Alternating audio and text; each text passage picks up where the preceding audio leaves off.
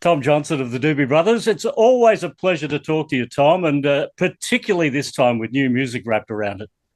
Yeah, we're pretty happy with this. I don't think anybody knew what to expect. We just went in to do, it was getting talked about on the road. You know, Mike and I talked about it, Pat and I talked about it. Mike and Pat talked about it. I think the idea was just to go in and see what happened with a couple of songs. It was originally going to be maybe 4 songs, like an EP, just to see what it sounds like. When we got in, it just kept going. So we ended up with 10 or 11 songs, and well, this isn't an EP. I guess we're going to make an album. And it was no more planned or set up than that.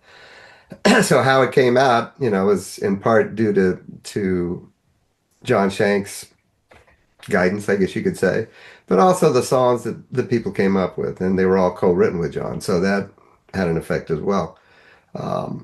But I think we're happy with the outcome. It basically shows what the band is. It's a collection of guys. It's like no one person is the stalwart sound of the band or anything. It's a collection of guys.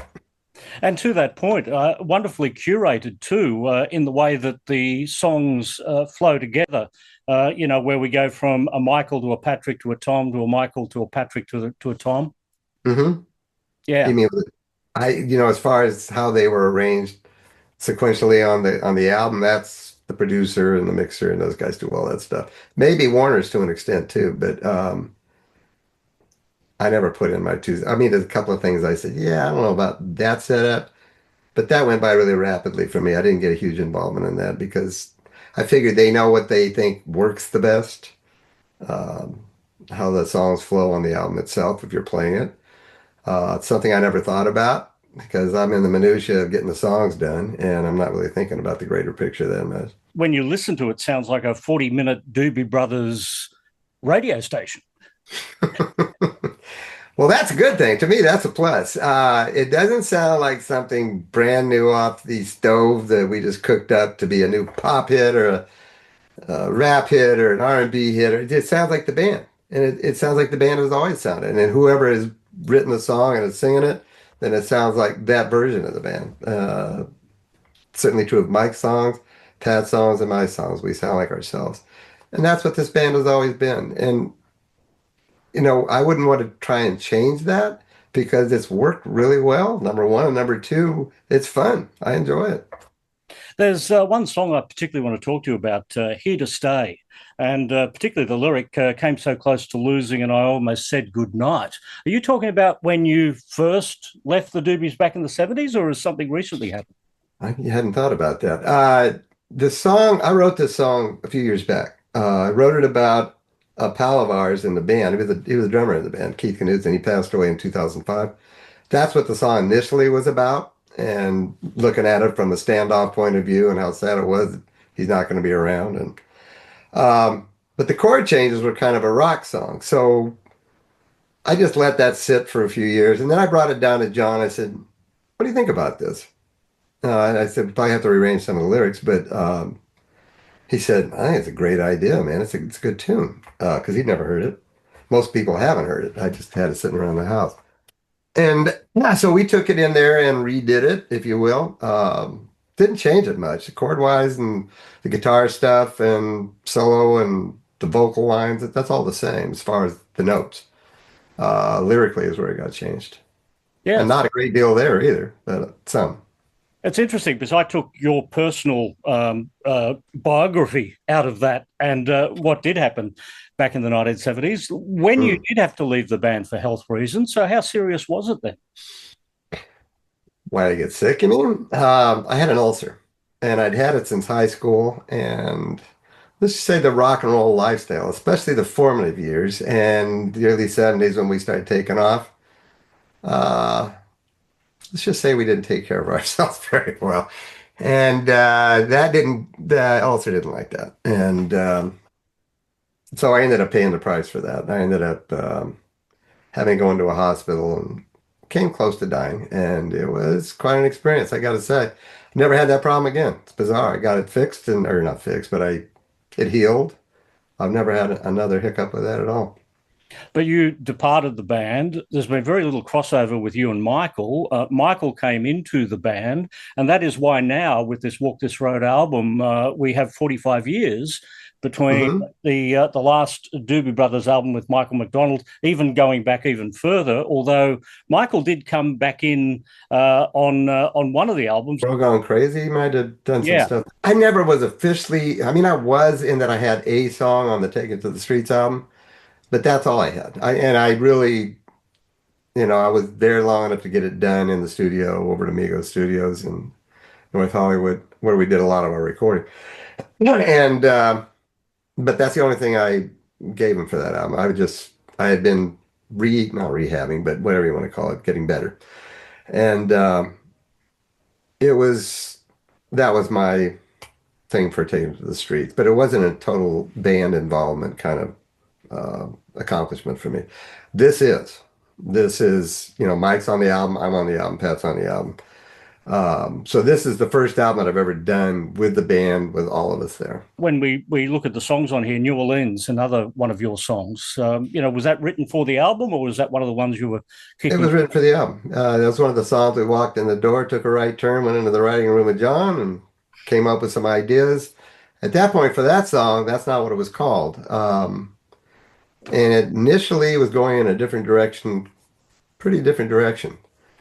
It was rock, but it wasn't. Well, this is more of a New Orleans is more of a it's kind of a Stonesy type of song, if you know what I mean. It's kind of rock and roll with a wink of the eye, and but it's also saying great things about New Orleans, which is a town that we all dearly love, and we've been going there for 55 years.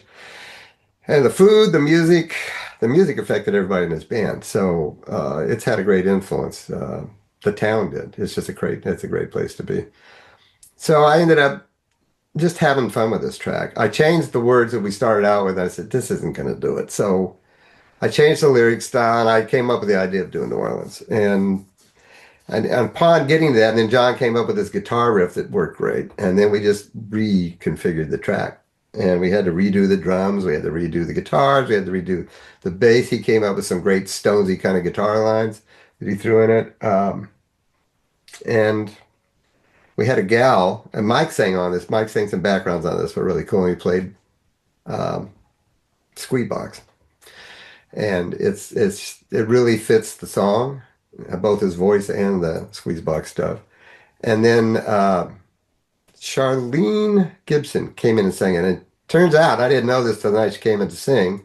I just kept telling John, we need a gal singer. We need somebody that can sing that kind of style, like a Mary Clayton kind of part. And he gave me her. I mean, I didn't know her, I didn't met her, but he had worked with her before. So he brought her over to the studio and she killed it. She just killed it. She was the embodiment of Mary Clayton and all that good stuff. Turns out she's from New Orleans. She just flew in that night from New Orleans, which was, I said, this is crazy. I guess this was meant to be because it really worked. It was awesome.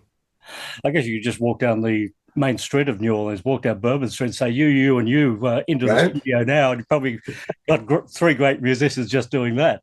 Right. Yeah. It's just a fun track. We experimented on this track a lot. Guitar parts and stuff that they're just coming off the wall. Like at one point, John said, he's got a place where we do all this.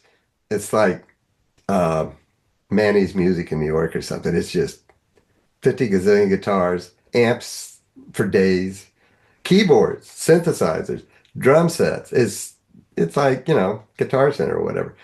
But you go in there and he says, here, use this Les Paul and try this custom amp. This is an old 40-watt custom with a pleat and roll on the outside. And he just put it on 10. He said, see what comes up. So it was just, let's try this. Let's try that. Let's do this. And that ended up being the part that it goes out on, that kind of the feedback thing and the rhythmic kind of solo thing and all that. And it was pretty cool. So it was just a lot of it was just having fun in the studio. I love the flow, the dynamic, and the diversity that goes from one song to the other. When you listen to "Call Me" and it goes into "Learn to Let Go," you get the best of both worlds, best of three worlds of the Doobie Brothers. Because the three of you have three distinct sounds. I agree. I think that's what makes this band work. That's what makes it the Doobie Brothers. is that they do have those distinct sounds. But we all work together and we play them live and they work great and people are happy. That's a winning concept from my point of view, man. Uh, but it's fun for the band. I mean, it's fun touring to play these different songs and get an audience response that's really positive. That's huge. And let's face it, touring is pretty much most of your life in a band. If you're fortunate enough to have people show up for your gigs. So you're going to be doing that more than you're going to be doing anything else. Recording happens when it happens. And once again, it did it on this album, same way. But that's what you're going to be doing most of the time is interacting with people. And I think this album gives people something to lift them up. And right now, that's at a premium. The world's in a really strange place, and this country's in kind of a dark place. Um, there's stuff going on that's just not fun. And I think people need a chance to get out and forget about that for an hour and a half, 2 hours, whatever it is, and just feel good. Um, an example I use of that is we just did the Colbert Show, late night with Colbert. And we went in and we did a new song. We did Learn to Let Go. And the crowd loved it. They were really great. They were into it. They didn't sing along with it because it's a brand new song. They don't know it yet, but they knew it enough to react to it. So that was a positive because they hadn't been out very long. And then he wanted us to play listen to music for the internet. So we did it. Didn't think much about it. We're just going to do it. And the crowd got up on their feet and they're yelling and screaming and clapping and singing along. I'm going, this just looks like a gig, man. That's crazy. And we left and we finished the song. He went nuts. He's going, and it's just, I think people need that. They need a chance to express themselves in a positive way, man. I think music is probably the best platform I can think of. I do agree. If there was less CNN and more Doobie Brothers, the world would be in a better place. I'd be willing to find out. You have been down to Australia more in the 21st century than you have in the 20th century. I'm hearing word that you'll be down here 2026, maybe around Easter. I haven't heard the rumors yet, but I think it's definitely a possibility. We were down there in 23. I guess that's the last time we were in Australia, and we had a ball. But I always do. I just love that country. I think it's a great place. Um, cool people, really neat towns. I like the towns a lot, and like the coasts, both of them. And I think last time we were there, we played. Well, we played some of the towns. We played Melbourne. We played Perth. We didn't play Adelaide this time, which is interesting, but we did play at the Blues Fest, Mm. and which is always an event. It's quite a thing. I've always loved that place. It's got a very great vibe, a lot of great music, and it's not all hit-laden stuff. It's just good music and great players, great singers, which I think is awesome. I think people need that as well to get out and spread their wings a little bit and try some different stuff. I think that's good for people. Yeah, and the time before you did Deniliquin, which people outside Australia want to look at that on the map. You're going to look at that and go, "WTF? Why are they playing there?" But Where was it? Deniliquin. You did a music festival. It's halfway between Sydney and Adelaide, in the middle of New South Wales, outback. Oh, I know what you're talking about. Yeah, Yeah, that was a while ago. It was a little chilly that night too, as I recall. Yeah, that was. I don't know. I just show up, man. I don't book 'em, but that I forgot about that show. yeah. Wow, I went that's back pretty and had a cool. listen to your two solo albums quite a lot last week in preparation for this interview, and Oh, cool. I'm amazed how well they have stood up. There's not a lot of music in there. 62 minutes combined with 16 songs. That's your entire solo catalogue. Will you be doing more solo work at some time in the future? That's a great question at this point in time. I still write, and I still, I haven't really looked at doing an album again. Probably because the band has taken up pretty much all the air in the room. It's basically we're on the road. Excuse me, we're on the road all the time. Last year we were out for 6 months. The year previous to that, well, the last 5 years really, we've just been going solidly, especially starting in late spring, going all the way through summer into the fall, maybe even into the winter. By the time you finish one of those, you don't feel like doing another album. So, uh, But this one, I have to say, came about because we'd been talking about it on the road. Now, if you're talking about a solo record, you're not going to sit around and talk with everybody on the road about that. You're going to go home and do it. It really comes down to time allotment and having enough songs to pull that off. I haven't tried to do that recently. I don't think I've done anything in the solo. Okay, I'm getting text. I'm talking to you. What am I doing? I haven't really thought about it that way for a long time because, as I said, the Doobies is taken up all the time. So it's not a lot of, I had a couple of years off before I did the first one. And the second one was right on the heels of the first one. So I was in solo mode. That's all I was doing. The band was off doing their thing and I was off doing mine. Since we got back together in '87, it's just been nonstop. I would imagine with a new album with 3 songs on the album, there must have been songs written that didn't make the album, which could be the nucleus of the solo album. The funny part about that is two of the songs out of the three, one you just mentioned was Here to Stay, which wasn't originally called. That was called White Horses. But that was written a while ago. And I'd gone on a writing spree. I think I wrote something like 14, 15 songs. Sometimes that just happens and it just comes out of the sky. You don't know what's coming. And to me, that's when the best stuff gets written, when it just kind of writes itself. It just flows rather than laboring and laboring over a song. It doesn't really feel that natural. But the other two did that.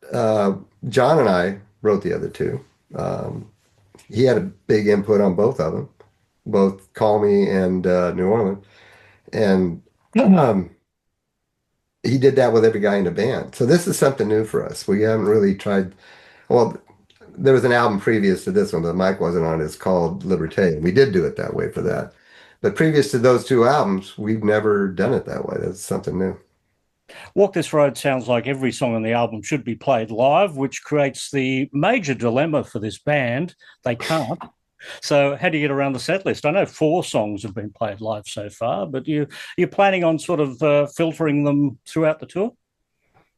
We're doing 4 songs off the album for the tours coming up. We've never done that many songs live, ever. New ones, I mean. Previous albums we do 1 or 2. The last album we did 1 or 2. Maybe 3 actually, now that I think about it. But that's a lot for new stuff because people, depending on how much its PR has been effective, we've done an onslaught of PR for this album. I mean, a ton. Uh, Not just interviews, but I mean TV stuff. We did 3 TV shows while we were in New York. We did radio. We played live for iHeart at Irving Plaza in New York. That was the first time we played live on some of these songs, and that was an eye opener. But I got to say that they were great. The crowd loved it, and there's about 1,500 people in there, and it was no room to move. It was packed. So we get on the road. I kind of look at that as being first hurdle you've got to get over to see if people like the new stuff, if they'll go along with it.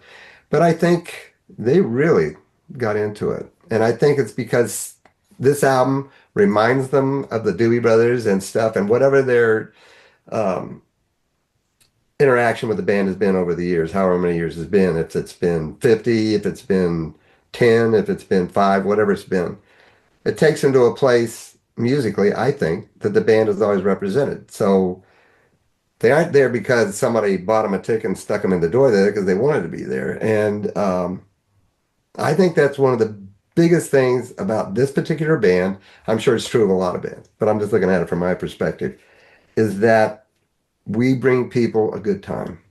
And that's what it's really all about. Get them out of the doldrums that we're all in at this point. And they really appreciate that. They really do. And they let you know that. And so you work twice as hard to get them there. I mean, because they're giving you such a good time, well, you try to double that. And so when you're playing live, you try to improve upon wherever you started and make it as good as it can be. So the set list does that. In this case, 4 new songs helps it because it's the last 5 years we've been doing a very similar set list with a few change outs and stuff. But, it works. So we like that. That's a good thing. But with 4 new songs, a lot of those songs had to take a walk. A lot of them were, that's kind of a rude way to put it, they had to be changed out because you want to find something that works in a set wherever it's placed, And it's also something that hopefully they're semi-familiar with off the new album.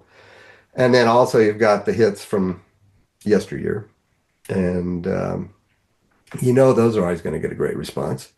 So that's kind of what going out and playing is all about. And this album will hopefully take that a little higher. Well, four of the greatest Doobie Brothers songs of all time are your songs. Listen to the music, Rocking Down the Highway, Long Train Running, and China Grove. Please tell me none of those have been dropped. Nope. They're all the set. They still work great. And why do you want to kick something like that to the curb? It works. The people are kind of what dictates all that over the years. If they respond like they do, and they have, if you go look at the stuff online from the Colbert Show, they really reacted well to Mike's song. Because with a brand new song and a brand new single, you don't know how people are going to react to it and how much they've heard it, if they have a relationship with that song. They seem to, and they were very positive about it. Then we listen to the music. I said, "Oh, we'll just play it. It'll be great." But you don't expect much TV audience. Well, it was in the Ed Sullivan Theater. They're up on their feet, yelling and screaming and singing along, clapping really loud. And we finished the song. They went berserk. I went, "Wow, I really wasn't expecting that here." And none of the band was either. They're all looking around going, "Jesus, are you kidding?" And then Steven, who came out, and he was going nuts. He really dug it. So he said, "You guys think you could play one more song? You don't have to, but you think you could play another song?" I said, "Sure, man. We could do that." And I looked over at Mike, and he says, "Long Train Running." I said, "Sure, why not?" So we did it, and they went just as crazy as before. It's something I really didn't expect out of a TV audience. It speaks to those kind of songs, getting to people and reminding them of having a good time. Tom, it's always a pleasure to talk to you here at Noise 11. Always looking forward to seeing you in Australia. 2026, I'm going to give it a tick, even if you're giving it a maybe at this point. Yeah, I wished I could give you a solid evidence on that one. I don't know. I don't see why not. I'm sure we could do that. I'd be happy to do that. I love going down there. Australia loves this band. There's no reason why you shouldn't be back in 2020. I agree. That would definitely work. All right, Tom Johnston, great to talk to you at Noise 11. Thank you. I appreciate it, man.